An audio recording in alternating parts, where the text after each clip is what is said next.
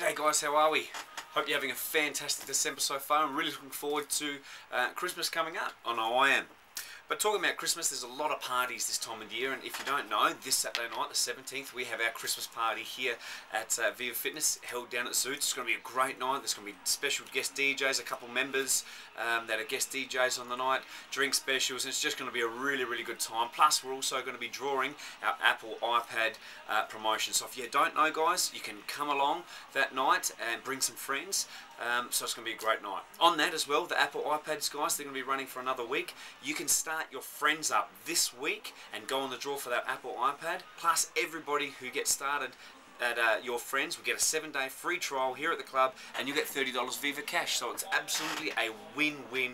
Make the most of that.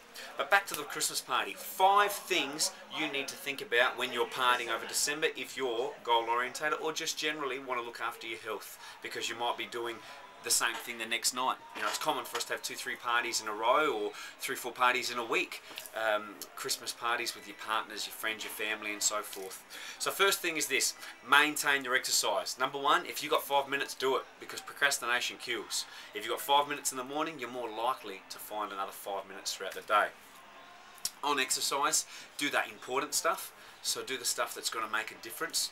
Get your weight training in, do the big muscle groups. So, you know, get rid of the isolated exercises and the smaller muscle groups. If you've got 2 days to train weights, it should be chest, back and legs. Then you'd add some shoulders, then you'd add some arms. They're all secondaries to those areas.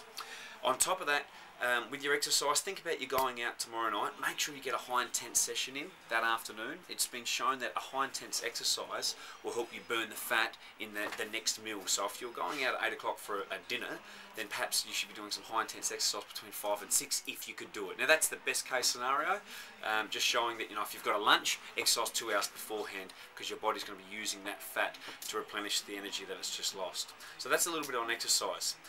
Number 2, mixers. Use soda water, use lemon, use lime, go straight where possible. Reduced carbohydrates in your beer, a little bit of wine is going to be okay. Try to go for those sorts of spirits and so forth rather than your Cokes and so on. You drink 4 litres of Coke in a night or 3 litres of Coke because you go out and you have 15 Scotch and Cokes. How are you going to feel the next day? I'm not used to drinking that much Coke. I feel absolutely terrible, not to mention that sugar rush and a poor night's sleep because of it. So think about those mixes, guys. You'll be much better off for it. And that could be in cranberry juices and so forth as well, which is also going to help you defeat dehydration. Number 3, food. Let's think about on the day reducing your carbohydrates, because again, those alcoholic beverages are going to have quite a lot of carbs in them.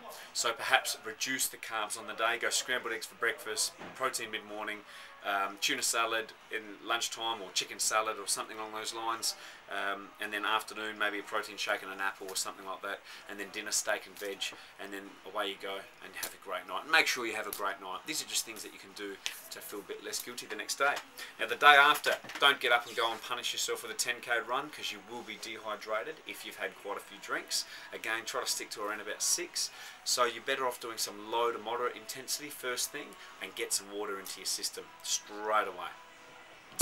As well as that, then go and get a fattier meal to help you absorb and break down.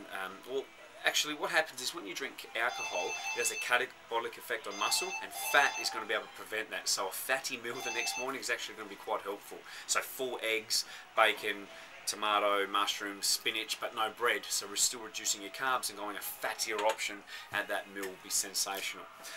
And of course, keep up your water. Drink a heap of water that day. Maintain between every drink. Okay, for those that are going to have shots, if you're having a shot and a beer, make sure you have some water in between those beers. Just try to keep your water up as much as you can, and just look, don't overdo it. Have fun and be a little bit conscious of these areas, so that way you're not absolutely guilty the next day, but feeling like you've won, you've had a good night out, you've maintained as well as possible, and you're ready to step up, not get back into it on a Monday.